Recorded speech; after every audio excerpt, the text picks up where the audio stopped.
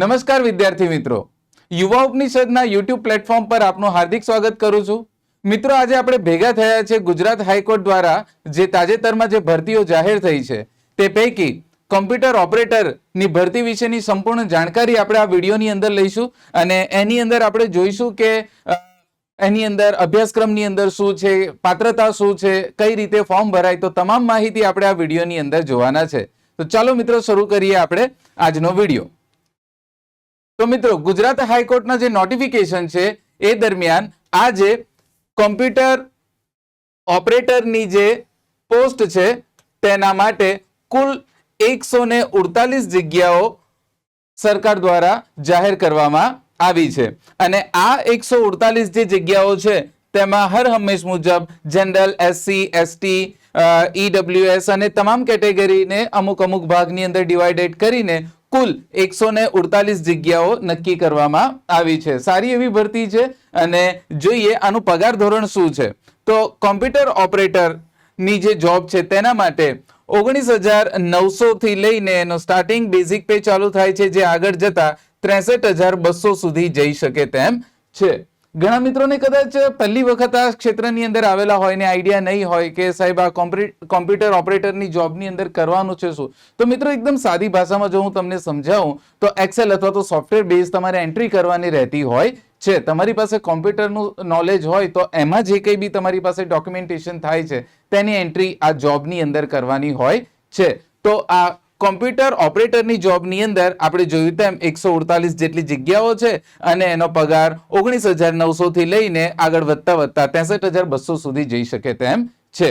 આગળ જોઈએ આપણે કયા વ્યક્તિ આ પરીક્ષા આપી શકે તેમ છે, તેની પાત્રતા શું છે, પહેલે આપણે જરાક એને સમજવા પ્રયત્ન કરીએ. આનું એક સીધું સમીકરણ છે 12+3 એટલે કે ધોરણ 12 પછી તમે કોમ્પ્યુટર ક્ષેત્રની અંદર બેચલર ડિગ્રી મેળવી હોય શાની અંદર, તો કે કોમ્પ્યુટર એપ્લિકેશન, ઇન્ફોર્મેશન ટેકનોલોજી અને કોમ્પ્યુટર સાયન્સ, અને એના સમકક્ષ કોઈ બીજો અન્ય કોર્સ હોય તો 12+3 ની અંદર ટૂંકમાં તમારી પાસે જો બેચલર ડિગ્રી હોય તો આ પહેલી યોગ્યતા છે કે એ જોઈએ તમને. માનો કે કોઈ કારણસર તમારી પાસે બેચલર ડિગ્રી નથી પણ તમે 3 વર્ષનો ડિપ્લોમા કોર્સ કરેલો છે શાની અંદર, કોમ્પ્યુટર સાયન્સની અંદર, ઇન્ફોર્મેશન ટેકનોલોજીની અંદર, અથવા તો તેના સમકક્ષ કોઈ અન્ય કોઈ કોર્સ હોય કે જેને ગુજરાત ગવર્મેન્ટ અથવા તો સેન્ટ્રલ ગવર્મેન્ટ માન્યતા આપતી હોય તો તેવા વિદ્યાર્થીઓ આની અંદર એપ્લાય કરી શકે છે. તો મિત્રો, આ વસ્તુ ખાસ ધ્યાન રાખજો. 12+3 નું પહેલું ધારાધોરણ છે તેને આપણે ધ્યાનમાં લઈશું. એટલે કે 12મા પછી ક્યાં તો તમારી પાસે બેચલર ડિગ્રી હોવી જોઈએ અથવા તો 3 વર્ષનો ડિપ્લોમાનો કોર્સ કરેલો હોવો જોઈએ. બીજી વસ્તુ છે અહીંયા સાથે મૂકેલું છે એન્ડ. ઘણા બધા મિત્રો વિચારશે કે ચાલો મારું તો બેચલર ડિગ્રી છે અથવા તો મારી પાસે ડિપ્લોમા કોર્સીસ છે એટલે હું ફોર્મ ભરી દઉં. પણ મિત્રો, વાત ત્યાંથી નથી અટકતી. આની સાથે અન્ય એક વસ્તુ જોડાયેલી છે એન્ડ કરીને. બીજું શું માંગેલું છે તો કે ડિપ્લોમાની અંદર એટલીસ્ટ 1 યર એટલે કે ઓછામાં ઓછો 1 વર્ષનો તમારી પાસે ડેટા એન્ટ્રી ઓપરેટર અથવા તો કોમ્પ્યુટર એપ્લિકેશન અથવા તો કોમ્પ્યુટર પ્રોગ્રામિંગનો તમારી પાસે કોર્સ કરેલો હોવો જોઈએ. તો આટલાથી વાત પૂરી નથી થતી.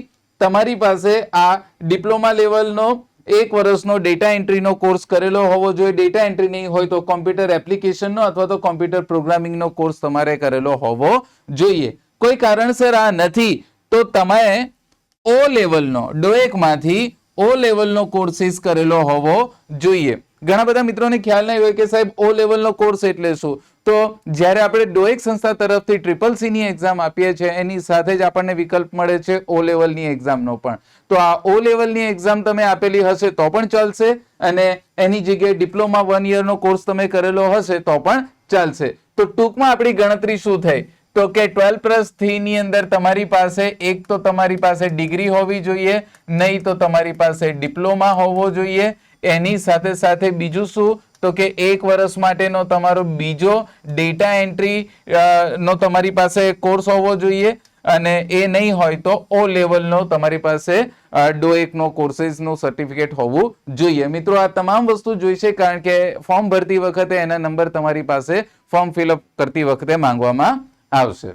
ચાલો, તો આ થઈ તેની પાત્રતા કે કયા કયા લોકો એની અંદર એપ્લાય કરી શકે છે. જો મિત્રો ગુજરાતની અંદર સિનેરિયો શું છે કે બીસીએ એમસીએ એમસી થયેલા ઘણા બધા વિદ્યાર્થીઓ મળી જાય, પણ પ્રોબ્લેમ ક્યાં આવીને અટકશે? પ્રોબ્લેમ અહીંયા આવીને અટકશે કે આ કરી લીધા પછી ઘણા બધા મિત્રોએ ડિપ્લોમા લેવલનો કોર્सेस નથી કરેલો હોતો અથવા તો ઓ લેવલનો નથી હોતો.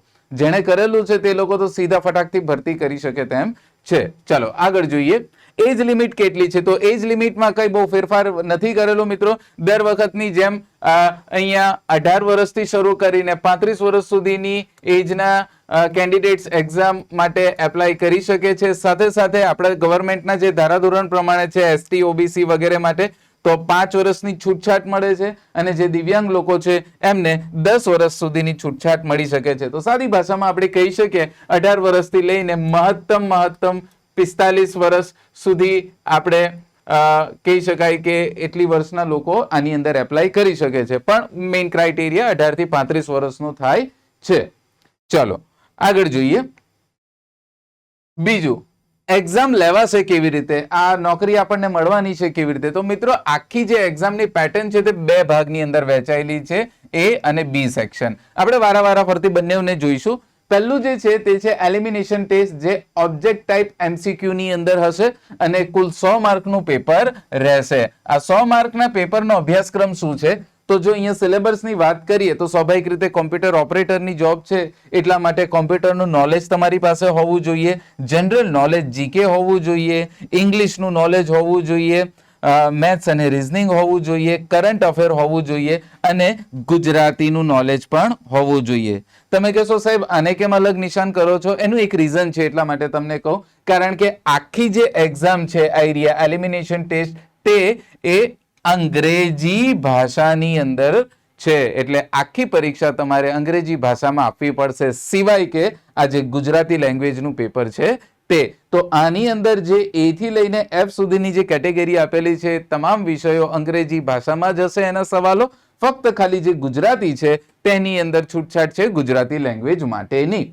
બીજી વસ્તુ, આ જે એમસીક્યુ છે તેની કીધું તેમ કે 100 પ્રશ્નો હશે, એમસીક્યુ ફોર્મેટની અંદર હશે અને દરેક સાચા જવાબનો 1 માર્ક મળશે. નેગેટિવ માર્કિંગ પણ છે 0.33 દર હંમેશની જેમ હોય છે એવી જ રીતથી સાદી ભાષામાં કહીએ તો 3 ખોટા એટલે 1 માર્ક તમારો જાય. તો એ રીતની પરીક્ષા પદ્ધતિની ગણતરી છે. અને આ આખું પેપર કેટલા સમયમાં પૂરું કરવાનું છે? તો કે 120 મિનિટમાં, એટલે કે 2 કલાકની અંદર આખી પરીક્ષા આપણે કમ્પ્લીટ કરવાની રહેશે. તો મિત્રો આટલી વસ્તુઓ છે, નોલેજ આપણી પાસે ભરપૂર હશે, પણ એક વસ્તુ યાદ રાખજો કે પરીક્ષા અંગ્રેજીની અંદર છે, એટલા માટે જે વિદ્યાર્થી મિત્રો થ્રુ આઉટ ઇંગ્લિશ મીડિયમના છે એ લોકોને બહુ ફરક નહીં પડે, પણ ગુજરાતી મીડિયમ વાળાને થોડો પ્રોબ્લેમ પડી શકે એવી શક્યતા છે. તો આ થઈ પહેલા એક્ઝામની વાત. શું આ પહેલું જે સ્ટેજ પાર કરવાથી નોકરી મળી જશે? ના, એવું નથી. એના પણ અમુક નીતિ નિયમો છે, જરાક સમજીએ. જ્યારે તમે પહેલો સ્ટેજ પાર કરો છો તેની અંદર મિનિમમ તમારા 50% ગુણ આવવા જોઈએ, એટલે કે 50 માર્ક તમારે લાવવા પડે તેમ છે. ઓછામાં ઓછા 50 લાવશો તો જ તમે બીજા રાઉન્ડની અંદર જઈ શકો છો. તમારા 50 થી ઓછા છે તો આપણું ત્યાં જ રેસ પૂરી થઈ જાય છે. તો મિનિમમ તમારા 50 હોવા જોઈએ. 50 ની જગ્યાએ તમારા 51 હશે તો પણ જઈ શકશે, 99 હશે તે પણ જઈ શકશે, કે 100 હશે તે પણ જઈ શકશે. આના આધારે નોકરી નથી મળવાની. આ બીજા રાઉન્ડમાં જવા માટેની પાત્રતા છે. તો ખાસ ધ્યાન રાખજો કે આની અંદર ઓછામાં ઓછા 50 તો આપણે લાવીને મૂકી જ દેવાના છે. બીજી એક વસ્તુ કે અહીંયા એક મુદ્દો જરાક ધ્યાનમાં લેવા જેવો છે કે આ OMR શીટ પ્રમાણે આપણી જે રેગ્યુલર એક્ઝામ લેવાય છે એ રીતે પણ થશે, અથવા અહીંયા લખેલું છે એની અધર મોડ. મિત્રો આ જનરલી વાતચીત એ રીતે થઈ રહી છે કે આ પરીક્ષાની એજન્સી બદલાઈ રહી છે, નીટની જે એક્ઝામ લઈ છે એ સંસ્થા દ્વારા લેવામાં આવશે, તો પૂરેપૂરી શક્યતા છે કે કદાચ આ OMR ની જગ્યાએ કોમ્પ્યુટર ઉપર પણ ફેરવાઈ શકે. પૂરેપૂરી સ્પષ્ટતા નથી કરી, પણ આપણે બંને રીતથી માનસિક રીતથી તૈયાર રહેવું પડે એમ છે. કદાચ OMR શીટ ઉપર પણ લેવાશે, અથવા તો એની અધર મોડ એટલે મીન્સ કે કોમ્પ્યુટર ઉપર પણ આ એક્ઝામ લેવાઈ શકે તેમ છે. તો આપણને કેટલી ખબર પડી કે પહેલી વસ્તુ, પહેલા રાઉન્ડની અંદર ગુજરાતી સિવાયના તમામ વિષયો હશે તેના જે પ્રશ્નો હશે તે ઇંગ્લિશની અંદર હશે. બીજી વસ્તુ, આ જે 100 માર્કનું પેપર છે 2 કલાકની અંદર પૂરું કરવાનું છે. આ જે પેપર હશે તે પેપર ઉપર પણ હોઈ શકે, MCQ ફોર્મેટની અંદર પણ હોઈ શકે, અથવા તો વખત જતા કદાચ એ બદલાઈ પણ શકે. એ હાઈકોર્ટ દ્વારા જે કંઈ બી હશે તે જાહેર કરવામાં આવશે. તો ટૂંકમાં આપણે બંને રીતથી તૈયારી રાખવી પડશે. હવે પહેલો રાઉન્ડ પૂરો કરીએ છીએ આપણે અને 50% આપણા માર્ક આવે છે. પછી આવશે સેકન્ડ રાઉન્ડ. ચાલો જરાક સેકન્ડ રાઉન્ડને જરાક આપણે સમજી લઈએ. આ જે પરીક્ષાનો જે સેકન્ડ રાઉન્ડ છે, કોમ્પ્યુટર એડેડ ટેસ્ટ છે, એ પણ 100 માર્કનું છે અને એનો સમય પણ 2 કલાકનો આપવામાં આવેલો છે. સ્વાભાવિક રીતે કોમ્પ્યુટર ઓપરેટરની પોસ્ટ છે એટલા માટે તમે અહીંયા અભ્યાસક્રમ જોશો તો પૂરેપૂરો કોમ્પ્યુટર આધારિત જ છે. આપણા જે જૂની એક્ઝામ લેવાઈ હતી એની અંદર આજે સેકન્ડ રાઉન્ડ હતો, તેની અંદર જે મોટા ભાગના જે પ્રશ્નો હતા તે પ્રેક્ટિકલ આધારિત હતા. કોમ્પ્યુટર ઉપર પ્રેક્ટિકલ આપવાનું રહેતું હતું. અહીંયા નવા નોટિફિકેશનની અંદર કોઈ સ્પષ્ટતા નથી કરી કે તમારે કોમ્પ્યુટર ઉપર જ આપવાનું છે કે લેખિત પેપર હશે, એવી સ્પષ્ટતા નથી કરી. પણ અહીંયા અમુક વસ્તુઓ તમે જોશો, જેવી રીતે કે ઇન્સ્ટોલેશન છે, ટ્રબલ શૂટિંગ છે. મિત્રો, આ એક બેઝિક વસ્તુ છે કે આ કોમ્પ્યુટર પ્રેક્ટિકલ ઉપર જ આપવાની થતી હોય છે. તો પૂરેપૂરી શક્યતા છે કે રાઉન્ડ બીજો જે છે તે કોમ્પ્યુટર પ્રેક્ટિકલ ઉપર હોઈ શકે. છતાં પણ અહીંયા કોઈ સ્પેસિફિક રીતે એ નથી કરેલું, તો આપણે કંઈ ફિક્સ નહીં કહી શકીએ, પણ મોટા ભાગે શક્યતા એવી રહેલી છે. હવે અભ્યાસક્રમની વાત કરી લઈએ તો આની અંદર વિન્ડોઝ અને લિનક્સ બંને ઓપરેટિંગ સિસ્ટમને લઈ લેવામાં આવેલી છે. આની અંદર વિન્ડોઝનો અને લિનક્સનો પ્રાથમિક પરિચય સાથે એના કમાન્ડ અને એના જે બેઝિક ફંક્શન છે તે આવશે. માઇક્રોસોફ્ટ ઓફિસ અને ઓપન ઓફિસ પણ લઈ લીધેલા છે. આને સપોર્ટેડ છે, આને સપોર્ટેડ છે, એટલે સ્વાભાવિક રીતે બંને વસ્તુ આવશે. MS ઓફિસ હોય કે ઓપન ઓફિસ હોય, એની અંદર બહુ કંઈ વધારે ડિફરન્સ નથી. બંનેમાંથી કોઈ એકનું નોલેજ હશે તો તમે બીજું પણ ઇઝીલી કવર કરી લેશો. Basic knowledge of computer. Basic knowledge of કોમ્પ્યુટરની અંદર શું આવશે મિત્રો? એની અંદર કોમ્પ્યુટરનો ઇતિહાસ, કોમ્પ્યુટરના ભાગો, કોમ્પ્યુટરના વિભાગો, ઇનપુટ ડિવાઇસ, આઉટપુટ ડિવાઇસ વગેરે માહિતી છે. યુવા ઉપનિષદની બુકના પહેલા 4 પ્રકરણો વાંચો તો એની અંદર આઈડિયા બધી વસ્તુઓ આવી જાય છે. બીજું, ટ્રબલ શૂટિંગ અને ઇન્સ્ટોલેશન. કોઈક કોમ્પ્યુટર હોય અને એની અંદર કોઈક સાધનની અંદર કંઈક ફોલ્ટ આવે તો તેને કેવી રીતે સુધારી શકાય, તેને કેવી રીતે ફેરફાર કરી શકાય, કોઈ સોફ્ટવેર હોય તો તેનું ઇન્સ્ટોલેશન કેવી રીતે કરી શકાય વગેરે બાબતો આની અંદર દર્શાવેલી છે. તો એનું નોલેજ આપણી પાસે હોવું જોઈએ. અને ઇન્ટરનેટ ટેકનોલોજીની વાત છે. ઇન્ટરનેટ ટેકનોલોજીની અંદર હાલમાં તો હવે ઘણા બધા અપડેટ થઈ ગયા છે. ઇન્ટરનેટ ટેકનોલોજીમાં ઘણી બધી વસ્તુઓ આવી જશે. એમાં સર્ચિંગ, એમાં સર્ફિંગ, એમાં ઈમેલ મોકલવું, રિસીવ કરવું, AI નો ઉપયોગ કઈ રીતે થાય છે, તો વગેરે એ ઇન્ટરનેટ આધારિત જે બધી બાબતો છે તે આની અંદર આવી જશે. હવે બીજો એક સવાલ થાય કે સાહેબ પહેલા રાઉન્ડમાં 50% માર્ક મેળવી લીધા એટલે બીજા રાઉન્ડની અંદર આવી ગયા, તો આના પછી કોઈ સ્ટેજ છે? હા, એક નાનકડો સ્ટેજ હજી પણ છે. પણ યાદ રાખજો, જે કંઈ બી તમને નોકરી મળવાની છે એ આમાં તમે કેટલા ગુણ મેળવો છો તેના આધારે જ મળવાની છે. હવે અહીંયા એક શરત મૂકી દીધેલી છે. શું લખેલું છે? Candidate shall have to secure minimum 50% mark in the computer aided test and only those qualifying there may be the call for document verification. એટલે કે DV માટે તમારે જ્યારે જવાનું થશે તો આમાં પણ ફરી પાછા ક્યાં આવીને અટકો છો તમે? 50% માર્ક ઉપર આવીને અટકો છો. પહેલા 50 માર્ક લાવશો પહેલા રાઉન્ડની અંદર તો બીજા રાઉન્ડની અંદર જશો, અને બીજા રાઉન્ડની અંદર જે વિદ્યાર્થીઓના 50% માર્ક આવે છે એ જ લોકોને DV માટે, ડોક્યુમેન્ટ વેરિફિકેશન માટે બોલાવવામાં આવશે.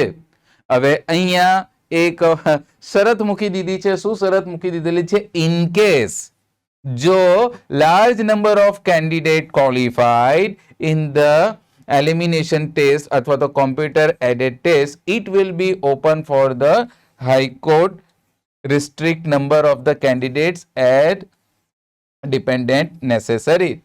તમને એકદમ સાદી ભાષામાં સમજાવું કે પરીક્ષામાં બહુ બધા વિદ્યાર્થીઓ જો પાસ થઈ ગયા તો આવી પરિસ્થિતિની અંદર હાઈકોર્ટ પોતાનો નિર્ણય બદલી શકે છે. 50ની જગ્યાએ પછી કદાચ તમારા 60 માર્ક હોય એને ડોક્યુમેન્ટ વેરિફિકેશન માટે બોલાવે, અથવા તો 70 માર્ક છે તો પણ ડોક્યુમેન્ટ વેરિફિકેશન માટે બોલાવે. તો અહીંયા પૂરેપૂરી વસ્તુ હાઈકોર્ટે પોતાની પાસે રાખેલી છે. તો કંઈક આ રીતની મેથડ છે. તો અહીંયા આપણે કઈ રીતે જોઈ શકીએ? પહેલા સ્ટેજની અંદર તમારે 50% માર્ક લાવવાના, પછી તમે જશો બીજા સ્ટેજની અંદર, એની અંદર 50% માર્ક લાવવાના, પછી થશે તમારું ડોક્યુમેન્ટ વેરિફિકેશન અને એના પછી થશે તમારી જોબ. બરાબર છે. તો આ સ્ટેજ ઉપર જશે અને આ રીતથી તમારે તૈયારી કરવી પડશે. મિત્રો, તો આ રીતની મેથડ છે. બીજું શું કહેવામાં આવે છે તો કે અહીંયા લખેલું છે, The selected list shall be prepared on the basis of the mark obtained in the candidates in the computer aided test. તમારો જે બીજો રાઉન્ડ છે તેના માર્કના આધારે જ તમારું મેરિટ તૈયાર થશે અને તમારી જોબ મળશે કે નહીં મળશે તે માર્કના આધારે જ નક્કી થશે. અને એનું જે આપણે કહીએ ને કે લિસ્ટ હશે તે હાઈકોર્ટ ઓજસની વેબસાઇટ ઉપર અથવા તો હાઈકોર્ટની વેબસાઇટ ઉપર મૂકવામાં આવશે. બીજું આપણે એમ કહી શકીએ કે આની અંદર વાંધા વચકા માટે તમે કોઈ પણ પ્રકારની એપ્લાય નહીં કરી શકો. હાઈકોર્ટની અંદર આ બધી વસ્તુઓ બંધ છે.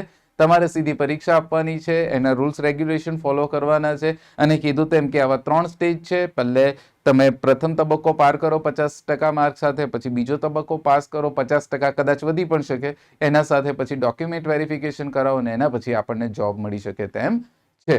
તો આટલી વસ્તુ છે. અને બીજું લખેલું છે, મેં તમને કીધું તેમ કે આરટીઆઈ જે એક્ટ છે તે અહીંયા થશે કે decision of the high court is respect all the matter. જે હાઈકોર્ટ જે નિર્ણય ચુકાદો આપશે તેને જ માન્ય કરવામાં આવશે. અને અહીંયા લખેલું છે, not intimated till the complete of the entire recruitment process. જ્યાં લગીને આખી પ્રોસેસ પૂરી નહીં થાય ત્યાં સુધી તમે વચ્ચે કોઈ પણ પ્રકારની દખલગીરી કરી શકશો નહીં. તો મિત્રો, કંઈક આ રીતનું આખું માળખું તૈયાર થયું છે. અને આની એક શોર્ટમાં એક અમે એડ બનાવેલી છે, આપના સુધી પહોંચી જ ગઈ હશે તો પણ ધ્યાનથી જોશો. તો આની અંદર ટૂંકાણમાં બધી માહિતી આપેલી છે. ફોર્મ ભરવાની તારીખ 22/5 થી શરૂ થઈ ગઈ છે, 15 જૂન સુધી ચાલશે. કીધું તેમ કે ક્યાં તો તમારી પાસે સ્નાતક એટલે કે તમારી પાસે ડિગ્રી હોવી જોઈએ અથવા તો ડિપ્લોમા 3 વર્ષનો હોવો જોઈએ. સાથે સાથે 1 વર્ષનો diploma data entry computer operator તરીકે અથવા તો ડોએકમાંથી O લેવલનો કોર્સિસ કરેલો હશે. વય મર્યાદા 18 થી 35 વર્ષની છે.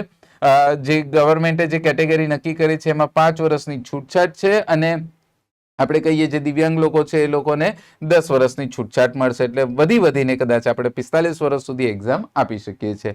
ફોર્મ 3 વેબસાઇટ ઉપરથી ભરી શકાશે. આવેદન ફી જે છે તે જનરલ માટે 1500 રૂપિયા છે અને અન્ય કેટેગરી માટે 750 રૂપિયા છે. તો આ ફી ભરીને તમે એના માટે એપ્લાય કરી શકો. અહીંયા ફરી પાછું એક વખત આપણે જોઈએ તો કે સબ્જેક્ટ આપેલા છે. સબ્જેક્ટ કોમ્પ્યુટર, સામાન્ય જ્ઞાન, અંગ્રેજી ભાષા, numeric and mental ability, analytical and reasoning skill, વર્તમાન પ્રવાહ અને ગુજરાતી ભાષા. તેમાં ફક્ત ગુજરાતી ભાષા છે તે જ ગુજરાતીમાં છે. બાકીનું બધું છે તે ઇંગ્લિશ ભાષાની અંદર છે. કુલ 100 પ્રશ્નો હશે જેના 100 ગુણ મળશે. નેગેટિવ માર્કિંગ પણ છે 0.33 અને કુલ 120 મિનિટની અંદર આ એક્ઝામ કરવી પડશે. આની અંદર તમે 50% ગુણ લેશો તો ફરી તમે સેકન્ડ રાઉન્ડની અંદર જશો. સેકન્ડ રાઉન્ડની અંદર Windows, Linux, Microsoft office, open office, basic knowledge of computer, trouble shooting, installation અને ઇન્ટરનેટ આધારિત ટેકનોલોજી છે તેના પર 100 ગુણ છે અને 2 કલાકની અંદર આ વસ્તુ કમ્પ્લીટ કરવાની રહેશે. અને આ જે થશે એ પણ અંગ્રેજી માધ્યમમાં જ થવાનું છે. તો જોવા જાવ તો લગભગ આખી જે પરીક્ષા છે તે અંગ્રેજીની અંદર જ કન્ડક્ટ થવાની છે. સિવાય કે આની અંદર ગુજરાતી ભાષા જે છે એટલો પોર્શન જે હશે એટલો ગુજરાતીની અંદર હશે. બાકીની બધી જ વસ્તુઓ અંગ્રેજી ભાષામાં થવાની છે. અને આની અંદર જે સિક્યોરિટી છે તે 50% ગુણની છે. કદાચ એમાં પ્લસ માઇનસ થઈ શકે. જો સ્ટુડન્ટો વધશે તો કદાચ વધી પણ શકે. પણ જે 50% તમે ગુણ લાવશો પછી તમારું ડોક્યુમેન્ટ વેરિફિકેશન થશે અને ત્યારબાદ તમને જોબ અપોઇન્ટમેન્ટ મળશે. તો મિત્રો, આટલી વસ્તુ હતી અને આશા રાખીએ કે આ વિડીયો દ્વારા આપને સમજણ પડી ગઈ હશે. છતાં પણ આપણને કોઈક બાબત વિશે શંકા હોય, કોઈ કન્ફ્યુઝન હોય તો આપ નીચે કોમેન્ટ કરજો તો અમે ઝડપથી એનો જવાબ આપવા પ્રયત્ન કરીશું. મિત્રો, આ કેટલાક વર્ગો છે, કેટલાક સક્સેસફુલ કેન્ડિડેટ્સ છે કે જે આ લેવલની પરીક્ષાઓ પાસ કરી લીધી છે. તલાટી છે કે બીજા છે. તો મિત્રો, આ તમામ વિદ્યાર્થીઓએ પોતાની સફળતા મેળવી લીધેલી છે. આશા રાખીએ કે આપ પણ આવી ઝડપથી સફળતા મેળવો. યુવા ઉપનિષદ સફળતા મેળવવા માટે ઘણા બધા પુસ્તકો લઈને આવેલી છે. ટૂંક સમયમાં આ પરીક્ષા ઓરિએન્ટેડ ઘણા બધા પુસ્તકોની શ્રેણી પણ અમે તમને દર્શાવીશું. ચાલો મિત્રો, તો આ વિડીયો કેવો લાગ્યો તેના માટે આપ જરૂરથી કોમેન્ટ કરજો, લાઈક કરજો, શેર કરજો. તો મિત્રો, અત્યાર સાથે હું તમારી વિદાય લઉં છું. આભાર.